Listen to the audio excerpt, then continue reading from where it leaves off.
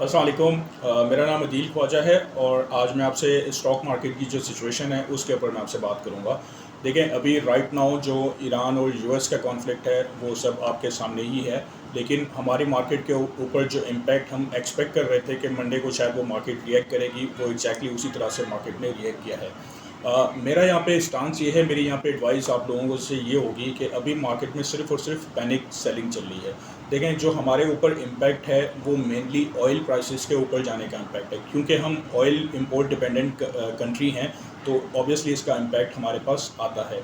लेकिन यहाँ मैं आपको ये बताता चलूँ कि Pakistan is not alone to get this impact. In fact China 45% अपनी ऑयल डिपेंडेंसी इसी वजह से, जो स्ट्रेट ऑफ हॉर्मज़ जो एक रास्ता है ऑयल के पास थ्रू होने का, तो चाइना भी उसी के ऊपर डिपेंडेंट है। आपका साउथ कोरिया, आपका जापान, आपका इंडिया, इन सारों की डिपेंडेंसी भी इसी चीज़ के ऊपर है। तो obviously there has to be a way out. तो ये 4-5 दिन हमारे लिए पैनिक की सिचुएशन ज़रूर रहेगी, मार्केट के अंदर वॉलेटिलिटी रहेगी। सेकेंडली, जहाँ तक ऑयल इंपोर्ट करने की बात है, तो अभी तक तो हम जो ऑयल इंपोर्ट कर रहे थे वो सऊदी और यूएई से कर रहे थे, जो स्ट्रेट ऑफ हॉर्मज़ जो कि ईरान की तरफ से रास्ता निकलता है, हम वहाँ से ले रहे थे। लेकिन अगर आपको याद हो कि सितंबर या आई थिंक अक्टूबर के अंदर हमने यूएस से भी ऑयल परचेज़ किया था, जो कि काफ़ी कॉस्ट इफेक्टिव था, जो ऑयल हम सऊदी से लेते हैं। So there are alternative ways. Obviously government भी इन चीज़ों को देख रही होगी कि हमारी डिपेंडेंसी अब इन चीज़ों से कम करनी होगी।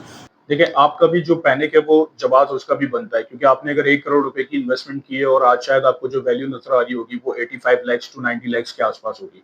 लेकिन एक एग्जांपल ले लेते हैं कि फॉर एग्जांपल अगर आप किसी एक घर में रह रहे हैं जो आपने 2 करोड़ रुपए का घर खरीदा है, और लेकिन आज प्रॉपर्टी की वैल्यू डाउन होने की वजह से शायद उसकी वैल्यू अगर 1 करोड़ रुपया है, तो आप क्या करते हैं? उस घर में रहना छोड़ देते हैं, वो घर छोड़ के आप कहीं निकल जाते हैं, या वो स्टे करते हैं उस घर में?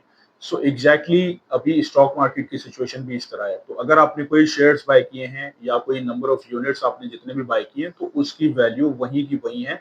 सिर्फ आपकी प्राइसेस जो है वो ऊपर नीचे होती हैं, जो एक मार्केट का नॉर्म है। प्राइसेस रिएक्ट करती हैं सेंटिमेंट्स के ऊपर और इमोशंस के ऊपर।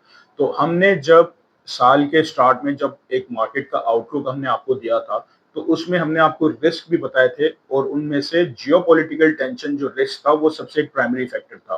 तो अब वो रिस्क आ गया है, हम उस टाइम से गुजर रहे हैं। So all we need to do is just let the time passes and stay focus. आपका व्यू, अगर म्यूचुअल फंड के इन्वेस्टर्स हैं आप, तो आपका व्यू आई थिंक 3 साल या 5 साल तक का होगा। तो हम ये 3 या 5 दिन की वॉलेटिलिटी को देखना अवॉइड करें, and we should stay focus and stay calm. Thank you and have a good day.